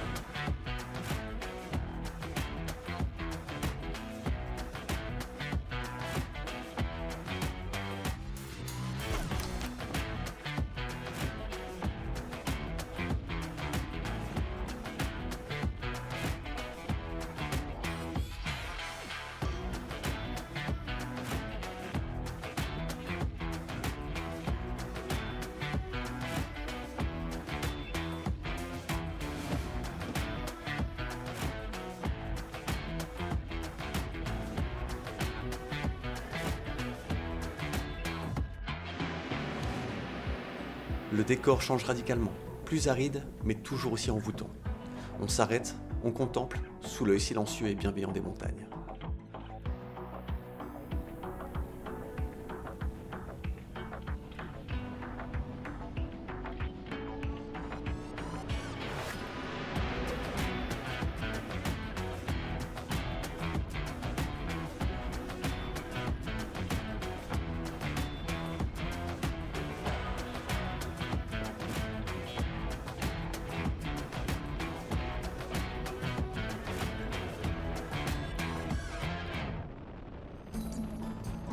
Après une longue journée de route, la Casbah de Tizurgan apparaît enfin. Perchée sur un éperon rocheux dominant la vallée, cette forteresse du XIe siècle est l'une des dernières Casbahs collectives encore habitées de l'anti-Atlas. Elle servait autrefois de refuge aux familles berbères de la région. Aujourd'hui, elle impressionne toujours par son authenticité et son isolement au cœur des montagnes. C'est en direct à gauche. C'est bon, super. Ici, tout semble figé. On laisse les motos en bas et on gravit les nombreuses marches pour y accéder. Un effort vite oublié une fois arrivé dans ce lieu suspendu hors du temps.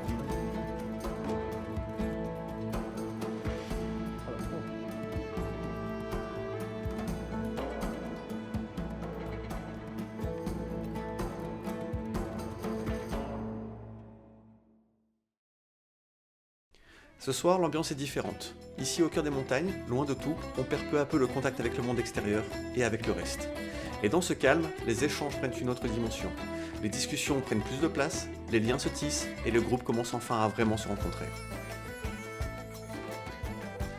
Une expérience simple, parfois rustique, loin des standards habituels, mais que chacun évoquera avec le sourire. J'ai 55 ans, je roule en GS 1300. On est passé d'hôtel haut de gamme à aujourd'hui dans un ancien fort.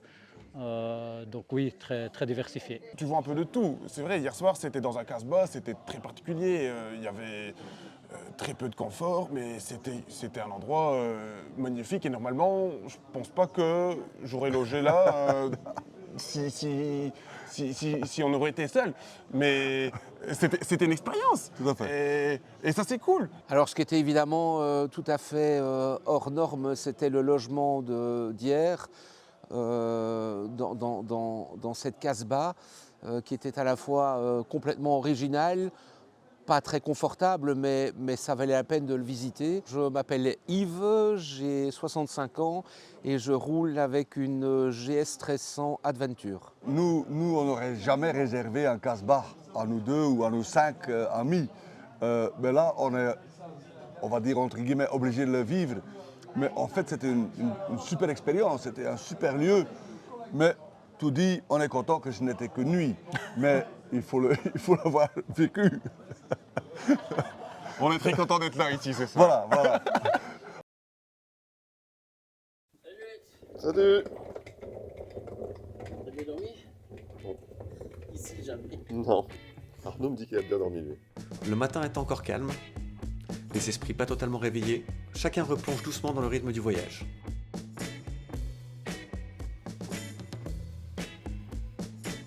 Sur le parking, l'organisation s'active. Chargement de la camionnette, première vérification et une crevaison déjà en cours de réparation. Rien ne s'arrête vraiment et le voyage continue. Direction Tafraout, dans l'anti-Atlas. Petit à petit, le bitume disparaît et les premières pistes prennent le relais. Un terrain plus brut et plus joueur.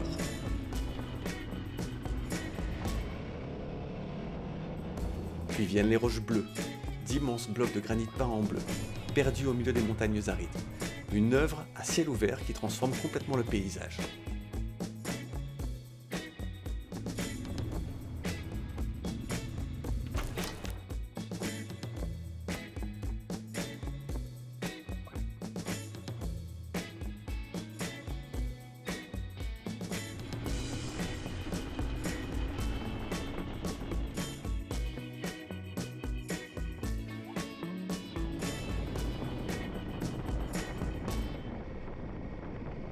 Seul au monde, nous traversons d'immenses plaines rocailleuses, un décor venu tout droit d'une autre planète.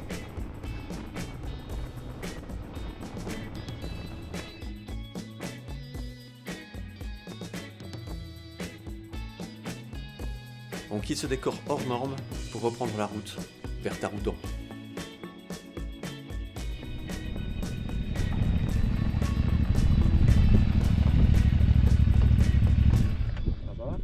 Moteur cassé. Ouais. Plus de moteur.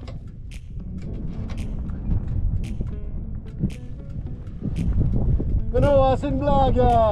C'est hier le 1er avril. Hein. Ah, c'était drôle, en plus je filmais.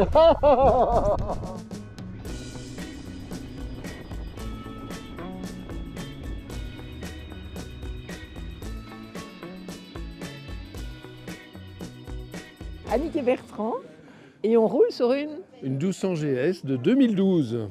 bientôt 88 000 km. On sort des endroits touristiques et on voit vraiment la vraie vie, quoi. La vraie vie et le cœur du pays. Gens. Et ça, je crois qu'il n'y a que la moto qui permet de faire ça. Ouais. Oui. C'était très bon. Ils ont des omelettes. Ah, bah voilà. Omelettes tomates. Mais il n'y a plus de tomates. Mais il y a des omelettes. Oui, c'est bon. Écoute, là-bas, il n'y a plus que des omelettes. Tu peux mettre des sardines ou du maquereau avec. Attends, on va attendre madame. Ouais, madame. Ouais. Elle veut pas? Non, c'est Si. c'est bon, monsieur. Une des plus longues étapes du voyage nous attend. Plus de 300 km jusqu'à Ouarzazate. Une journée entière sur la route où l'on va traverser des paysages en constante évolution.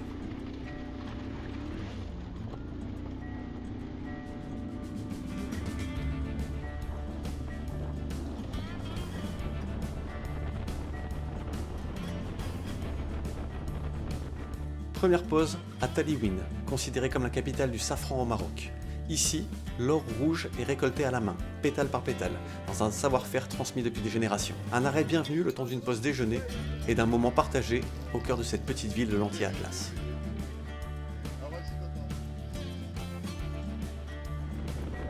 Puis l'après-midi, la route s'étire, une seule ligne droite qui traverse l'immensité.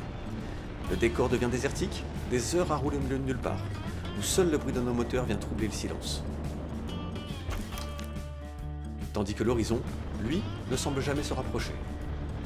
Par moments, on pourrait se croire dans le désert des Mojaves, entre solitude, nostalgie et immensité.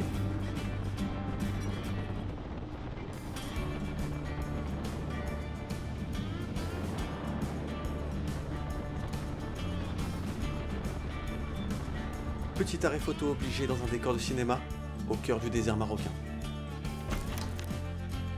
Les longues lignes droites du désert sont derrière nous. Nous voilà enfin arrivés à Ouarzazate. Tous nos itinéraires sont faits et réalisés par moi-même. Je valide moi-même mes itinéraires, donc je ne sous-traite aucunement mes voyages. Deuxièmement, dans chaque itinéraire ou road trip proposé, il y a un très gros côté culturel qui ressort. Que ce soit par le logement assez original qu'on trouve, par l'itinéraire qu'on trouve, par le lieu où on passe aussi, par les endroits de visite qu'on propose à nos clients. Il y a vraiment une grosse partie culturelle et on essaie vraiment de sortir des sentiers battus touristiques de masse pour vraiment proposer quelque chose à nos clients de différent et d'unique.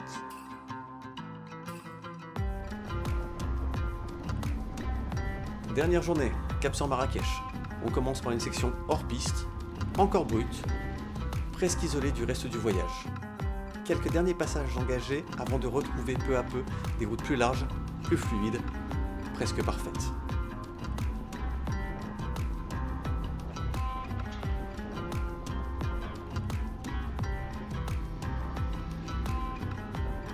Et là, on se met à glisser littéralement vers la vallée.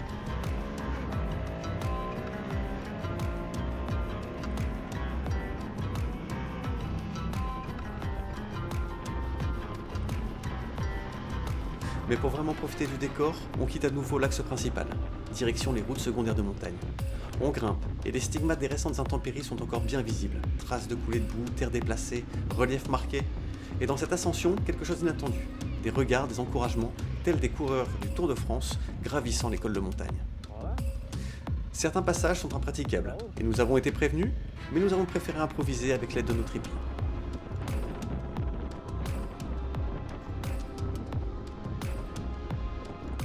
Marrakech, le retour est brutal. La chaleur, le bruit, la circulation. Après des jours hors du temps, le contraste est saisissant.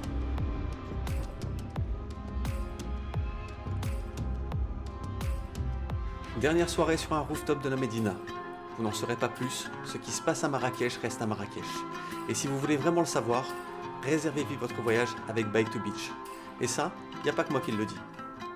Ce qui est magnifique, c'est que tout est compris et on doit s'inquiéter de rien. Tout est organisé. C'est vraiment... Et je le sais parce qu'on a vécu les deux. On a fait plusieurs voyages. C'est pas ma première voyage en moto. Mais là, c'est vraiment très bien. Tout est organisé. Les hôtels, le transport. On peut voyager avec notre propre moto. Ils sont transportés jusqu'à ici. On doit s'occuper de rien. Tout est pris en charge. On dépose la moto en Belgique. On la récupère au Maroc. Même chose pour les bagages. Donc on se pose dans l'avion, on atterrit à Marrakech. Navette organisée jusqu'à l'hôtel, zéro tracas. Alors ce qui est sympa avec Bike to Beach, c'est qu'on a des roadbooks qui sont super sympas, des tracés qui sont sympas. L'outil utilisé, c'est-à-dire le tripi, est aussi très chouette et assez original dans la formule. Donc il y a peu d'acteurs dans le domaine qui utilisent cet outil. Et donc voilà, c'est sympa. Et puis les hôtels réservés, bon, c'est très facile finalement. L'organisation de Cédric, c'est vraiment top. On ne pensait à rien. Moi, ils font ça vraiment très très bien, ils sont très chaleureux, c'est très agréable. Je m'appelle Alain, j'ai 66 ans. Actuellement, je roule avec une GSR 1300. Oui, je recommanderais les voyages avec Bike to Beach, oui. Ouais, c'est vraiment sympa. En un mot, je trouve difficile, ouais, c'est... Un mot. L'aventure sans souci. Ça, c'est 3 mots. L'aventure. Mais c'est vrai, l'aventure sans souci. Voilà, un mot, ça suffit pas. On a besoin de 3, l'aventure sans souci. souci. C'est vrai, c'est ça. Chaque voyage a une fin, et celui-ci ne fait pas exception. Un dernier au revoir à nos montures, que nous retrouverons en Belgique dans quelques jours.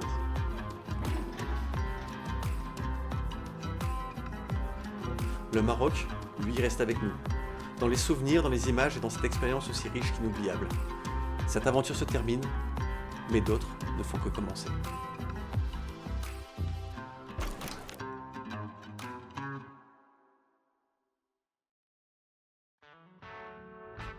Voyagez avec votre moto. Voyagez avec Bike to Beach. Voici pour ce fabuleux sujet pour le Maroc. J'espère que vous avez apprécié les images. Et toi, mon cher Alex, qu'est-ce que tu as à me dire par rapport à ce voyage? Est-ce que tu as un ressenti? Est-ce que tu as quelque chose que tu as envie de communiquer par rapport à ce voyage? Bon, écoute, j'espère que simplement que la vidéo a été un bon résumé par rapport à tout ça. Oui. Donc en fait, c'est un très chouette voyage, très belle découverte. Oui. Parfois dans des conditions effectivement où, pour ma part, je n'étais pas spécialement à l'aise au début, mais où on s'est vite habitué. Ouais. Paysages diversifiés, paysages magnifiques. Alors je te coupe, important. Donc Alex dit qu'il n'était pas trop à l'aise parce qu'en fait il n'a jamais fait de fraude. Bon alors le voyage au Maroc, il était important. Donc le voyage au Maroc avec Bike to Beach, donc on a fait 1700 km en 7 jours. Il faut dire qu'il y avait à peu près 10% de pistes, pas plus. Voire limite moins. Oui, enfin voilà, sur le tracé en tout cas qui était défini par Cédric. Oui, tout à mais fait. parce que nous, on a profité aussi pour sortir un petit peu des sentiers battus. Oui, donc, c'est exact. En fait, principalement, nous deux, nous évidemment, comme on était là pour créer du contenu, on est un petit peu sortis des sentiers battus pour aller chercher des images que les autres n'ont pas vues. Mais c'est important de préciser que ce voyage est un voyage dans lequel tous les participants roulaient avec des pneus de route. Personne n'était avec des équipements off-road, ce genre de choses.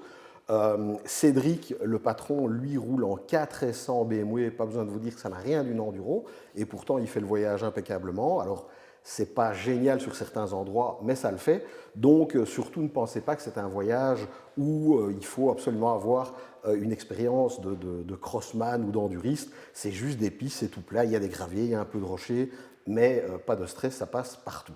Non, mais comme le disait Cédric dans la vidéo, de toute façon, c'est un voyage qui est adapté vraiment à tout le monde. Oui. Donc, peu importe le niveau, peu importe la moto. Donc, c'est très ouvert. C'est pas vraiment un truc très élitiste dans le sens où on va faire que de la piste et on va mettre les gens dans des mauvaises conditions. Je crois que c'est vraiment pas le cas. Enfin, je pense qu'on a été suffisamment clair dans la vidéo, donc vous aurez compris que ce qui est principalement apprécié par les clients, c'est tout simplement d'avoir ce fameux tripi sur chaque moto, de pouvoir quitter l'hôtel, donc on dort à des endroits différents tous les soirs, et de pouvoir tout simplement gérer avec Alex. Souvent on partait les derniers parce qu'on voulait faire du contenu, parce qu'on voulait aller là et ceci, cela. Et tout le monde se retrouve parfois à midi ou pas, et en tout cas le soir, parce que le soir, on mange ensemble. Mais c'est vraiment lié de vraiment pouvoir prendre son tripi, de choisir les gens avec qui vous avez envie de passer votre journée et faire la journée ensemble à votre aise et d'avoir cette liberté, d'avoir de un, votre moto qui arrive jusqu'au Maroc et de deux, de pouvoir voyager et ne pas être obligé de subir, entre guillemets, les autres, parce que parfois on les subit, il faut le dire. Mais voilà, moi personnellement, ce que j'en ai retenu, c'est que c'était une très très belle aventure humaine. Alors quand on passe une semaine comme ça avec des gens, ben forcément il y a des affinités qui se créent, on vit des moments assez particuliers, on voit des choses particulières et donc bah, globalement, moi j'ai beaucoup aimé aussi l'aventure humaine. Alors, comme vous l'aurez constaté sur ce sujet, en fait, nous avons amené 2 motos là-bas. Nous avons amené une CF Moto 450 MT Rally et nous avons amené une Royal Enfield Himalayan 450 Rally pour faire un comparo. Ce comparo paraîtra... Alors, en fait, c'est un sujet qui va quand même faire 30-35 minutes facile parce qu'on a ramené une quantité d'infos par rapport aux motos, mais aussi de paysages, d'endroits. Enfin, il y a tellement de choses à dire qu'on a décidé de mettre ce sujet à part. C'est un sujet qui va apparaître sur YouTube aux alentours du 7 mai. Et donc, je vous invite à rester connectés et bien regarder parce que ce sujet va être assez particulier. Ça va être cool, et pour les éventuels amateurs de Royal Enfield ou de CF Moto, je peux vous assurer qu'il y a matière à dire et il y a matière à réflexion. Bon, je pense qu'il est l'heure de clôturer cette émission. Quoi, déjà?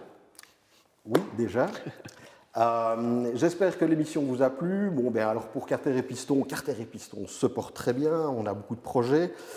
Petit rappel donc par rapport à la suite, bien évidemment, comme vous l'aurez constaté, maintenant ça fait quelques mois que l'émission sort toujours le 1er du mois. Ça, c'est quelque chose qui va rester. Alors, restez connectés. N'oubliez pas qu'il y a les 10 places à gagner pour les 8 heures de Spa qui seront aussi à gagner à partir du 7 mai. Et puis, on sera évidemment, nous, ici aux 8 heures. On a un programme chargé avec pas mal d'essais. On va organiser aussi des comparos. C'est prévu. Donc, restez connectés. N'oubliez pas de vous abonner. Ça fait toujours plaisir. Et on se revoit le mois prochain, le 1er du mois. Thank you.